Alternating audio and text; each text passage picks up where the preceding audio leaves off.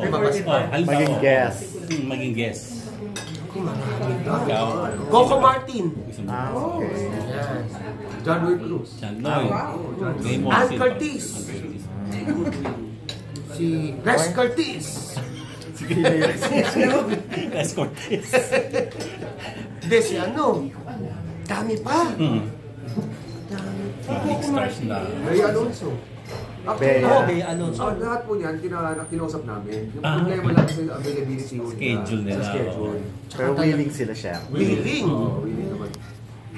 At saka nasasarapan din kasi sila dahil resort yung location Pupuntahan, namin. no? Oo, sarap eh. Gaano kalayo yung mga resort na pinupuntahan nyo?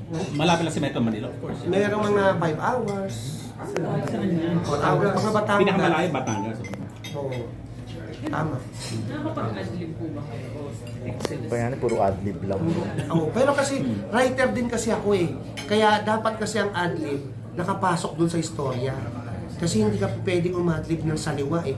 Makawawa naman yung kadayalog mo. Galing siyang madlib. Pero Iba-iba, hindi- each take, iba-iba. Oo, nag-iiba talaga. Pero hindi lumalayo. Pero ibig sabihin, fresh lagi eh. Bibilig nga ako sa kanya eh. Kasi laging iba yung pumapasok sa isip niya na itatawid niya lang. So pag ganun na siya, pag ganun na yung ginagawa ni Bayani, ano nang... Hindi na kami mapag-dialogue, tawa lang kami ng tawa. Okay. Sabi siya nakakatawa ka. Oo, minsan pala. makakalimutan mo yung dialogue mo eh. Dahil nakakatawa. At saka tatlo pa sila si Smokey, ikaw, tsaka Si Smokey magaling. Isa, Magaling din. isa, yung Kuya Eric Nicolas. Nicolas. Eric Nicolas, nagkatulad sa amin. Tatlo sila nagsama-sama, wala na di ako mapagtrabaho. Si Eric Kasi tatawa ako na. kulit na. Si ano? Si anak ni Kuya Kiko. Sino mo nang Kiko? Maxine, Maxine Magalona. Pero Raymond, parang hindi yata ito yung first na comedy mo, no? Parang comedy ka na rin noon. Oo. What would you say yung pinaka-memorable na comedy, no? Comedy I guess role? ito pinakamatagal eh. Yung una din, talagang... Kasi iba ang preparation ng dramatic actor. Kasi ang komedyante very fluid sila eh. Smooth lang kung anong... Pati off the set, alam nila yung dialogue pero hindi ka nakafocus. Kunyari may role ako, Manuel Quezon. Kahit off the screen, hindi pa nagtitake. Dapat naka-Manuel Quezon. Kasi pag-joke ako, bigla akong mag-take. Ako hirap nun. Parang ang babaw ni Manuel Quezon eh. Kailangan bigyan ko ng lalim. So nung umpisa, akala ko parang ganun dapat. Attorney Ferrer ako eh. Pero lahat sila, adib ng adib. Para akong naninigas naman. So, habang tumatagal, nagluluso na ka na rin, nung nag-relax ka na, hindi mo na siya masyadong seryoso ka sa mga dialogue. Pero sumasabay ka na rin ng kulitan na lang. Galing niya eh. Karakter siya dito eh. Karakter, pati salita niya. Hindi ganyan. Pakita mo nga kayo, Bon. Yung ano nga, yung si attorney. Yes, Bayani. Kaya ganun siya eh. Kaya mahirap eh. I'm Attorney Ferrer, ha? Kaya ganun siya. Bakit? Ano ba? Kaya tinignan ko, ang hirap nung, ay sorry ah. Ang hirap nung ginagawa nito. Pero Raymond, di ba yung role mo sa Soltera noon na yung di ba gay ka doon? Tapos seryoso siya, pero sa dating ng tao, nakakatawa din. Nahulog ka sa bathtub, kay Maricel. Ano yung talaga yung para patawanin yung tao? Basta kung pinasa ko lang yung character, bakit di nakakatawa pero natatawa siya. Natural lang. Pero hindi ko talaga, hindi naman kasi komedyante role. Ay, ito nakakatawa na naman. Situation ang nakakatawa. Pero siguro yung accent ko para magsalita. pero anong natutunan mo kay Bayan? Madami, enjoy ka lang sa set, pagka-comedy, lahat kinakausap niya, lahat light lang siya lagi. Talaga. Kahit walang eksena, kausap ko lang siyang natural lang. Dami niyang punchline. Magaang siya kasama.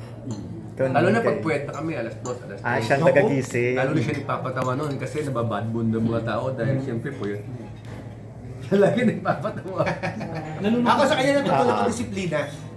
Disiplina. Wala ka bang disiplina no? Hindi disiplina sa trabaho.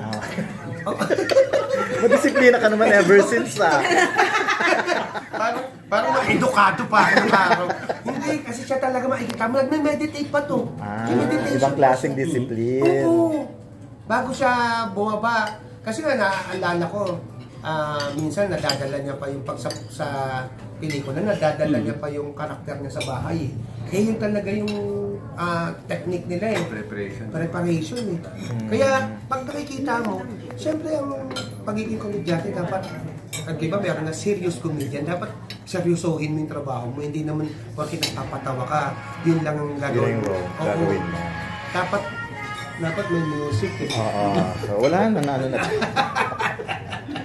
Ikaw naman, anong natutunan mo sa kanilang gawin? Kaya ni? Oo. Kung meron Ito lagi niyang sinasabi yun eh, nobody's perfect. So yun po aking natutunan. Classic na linya yun.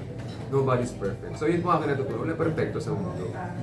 Huwag yun ang, tsaka kung sa kanya, kung paano maging stick to one sa babae. talaga. Napaka-stick to one ko si Nico yan. Parang next ko parin ka na talaga. Parang nagkakahelo ka. Ako malapit na. Napatunayan mo na yan, na stick to Patunayan one. ko na. Lagi ko kaya kasama-kasama. Dali na, nagtatanong nga kami, nag-interviewan, di ba? Nabigla ko, sorry. Ano ako eh. Ayan, nakatunayan mo na Pag yun. may mga, Tulog lang ako. May mga models ko kasi minsan may mga guests na mga beauty queen, hindi talaga lumilingon. Hindi siya lumilingon. Hindi lumilingon. Kahit lumilingon sa kanya, ayaw, Oo. suplado. Ganun talaga ako. Wow. Nakakainis yung mukha. Kay Raymond. Kay Raymond. Si Raymond kasi pagkausap mo, masyadong malalim. So si Bayani. Intense eh. Malalim sila. Ito pa mababang Parang malalim. pasama sa akin. Doon. Siya nagsabi. Pag gusto mo ng eksena na kailangan mo ng hugot, ng hugot, Kay Raymond. Pag gusto mo ng magaan, kay Kuya yan. Pero At Bayani, may smoky pa tayo. Oh, may Smoky. smoky. Oo. Bayani ang ano ba, mga komedyante kapag nalungkot madali makakope? Kasi puro katatawa. Alam mo, ang comedian, kapag may problema, mas malalim mag-isip. Kaya inaral ko yun. Kasi ganun ako eh.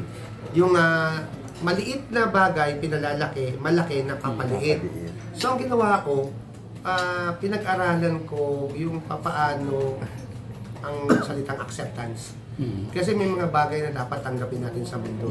Kasi pag hindi mo pinag-aralan yung mga bagay na yun, ang comedian kasi malalim mag-isip masisira ka sa trabaho, maapektuhan yung pamilya mo.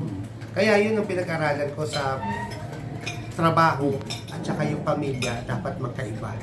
Pero sa pagiging masaya, dapat pareho sila. Pero kung Babayani, kaninong artista ka nagkagusto? Wala. Kahit nung binata. Kilala ko. Ako? Tignan mo, oo. Ako crush ko dati, Ah. si Mitring David. Alam mo, parang in-expect na Kaya namin nga si eh. Owen, Ako, hindi si Hindi alam niyo. Kilala ko. Si I can feel the Alice, talaga. Crush na crush. Nung ano pala. Hanggang ngayon. Nalaman ba ni Alice sa crush mo siya? Oo. Sinabi ko sa kanya. Ando si Lenny sa harap. Oh, yun naman Sa pala. reaction. Si Lenny? Oo. Na-hospital ako nun. Na-hospital ako nun. Hindi, sinabi mo ba sa kanya? Harap-harapan, na-crush mo si... Hindi. Hindi, paano nung nalaman niya? Anong reaction ni Lenny? Nalaman. Kasi Alice ang ano. Alice Dixon? Anong nalaman, hindi reaction ng asawa mo? Hindi na pa alam. Ngayon pa lang daw. Yung mga tanong mo, yan ay napapahamak. Sabi mo na hospital ka noon. Wala! Ikaw ba nun, iniwalak na ospital ako pagkasabi Malamang ko? nasampal kasi. Hindi nga, hindi siya nagselos ever. Hindi pa niya alam. Ngayon pa lang. Okay. Alice Dixon talaga. Yan na, patay na. Yan. So, anong meron kay Alice na nagustuhan mo? Although lahat naman talaga. Oo. Mula bumbunan hanggang ilalim ng talampakan. Napakaganda ng itsura. Bra. Tawang-tawa sa'yo si Salve. Tawa-tawa ka, Salve. Parang hindi. Parang Ay, hindi. ni Len hindi ka- din niya. Kaya Mukhang nga. nalaman niya ni Len. Oh, pwede bang Ay, hindi na sabi. Ito naman. Magkano ba yung ganun? 1.5. Hindi, at least ang ganda, maganda ang ano mo. Ang taste mo talaga sa babae. Alice. Malaman man ni Lenlen yung siyempre ano na siya ngayon. Oo, Siyang pante na. pagkaanak namin. Oo. Kaya po ka kami na. dalawa. Kaya nga. Santiago Luca tsaka si Santiago Mito. Tapos ang mga anak ko graduate na. Kaya nga, kasi hindi na magsiselos. Hindi na. So gusto mong makapartner si Alice? Ang mga meron ako, mga pictures. Sa pelikula, hindi. Why not? Kung gagawa ka ng drama, Siya nga why yung not? sa pelikula, siya O, yun. tignan mo, Siya Bong, yung Bong. leading lady. Nakakabuna kami ng kwento. Oo. Ano ba kayo? Ang galing Tayo na mo. gumawa nito. Anong role supposed to be ni Alice Santos? Ano, siya mag-aalaga dun sa mga anak kong midget. Meron na kayo ano. Ganda. Para iba naman. Snow White and Seven Dwarfs. Ba't yung mga ano mo? Tawang-tawa siya sa ganun. Si G. Pero iba siya. Hindi pito, ano ba noon yan? Dalawa lang. Snow White, Isang di ba normal. midget ng mga anak? Snow White. Ang title ko, bibigay ko na. Sige. Sige, go. Sana wag nakawin. Kasi po akin po to. Oh. Eh, huwag mo nang sabihin. Hindi, pag sinabi niya na, at least markado na sa kanya. A short Ibahin yan. story. A short story. A short story. Ilan dapat ang anak mo? Hindi, dalawang legit. Kasi ang ano naman nagkakanak din ng normal. Oo. Ngayon, yung normal kong anak na babae, hindi siya makapag-asawa, o hindi siya maligawan. Kasi natatakot. Natatakot dahil may lahi. Parang may kilala ka mga ganyan kasi... Oo. Kasi parang I-research naisip mo mo dapat eh. Dagul, di ba? So, kompleto na yung script na yun. Ganda. Ganda. Kakaiba. Sana pagawa mo sa Net 25. Pwede. Hindi, actually, nilapit ko na sa kanila. Okay. Okay. Sino magdi-direct? Picture. Gusto ko si ano eh. Ako na rin mag-direct. Hindi, ang hirap. Ang ikaw Ay, din, di ba? mag-director. Pwede rin. Gusto ko si ano. Si Joel naman. Okay. Pero di ba mga kampanya ka muna? Kasi di ba sa Ako. party list? Matagal pa kami, magkakatrabaho. Pero babalik na yung The First Family. Third season na kami. Lalabas lang ako ng dalawa, tapos pahinga na. Okay.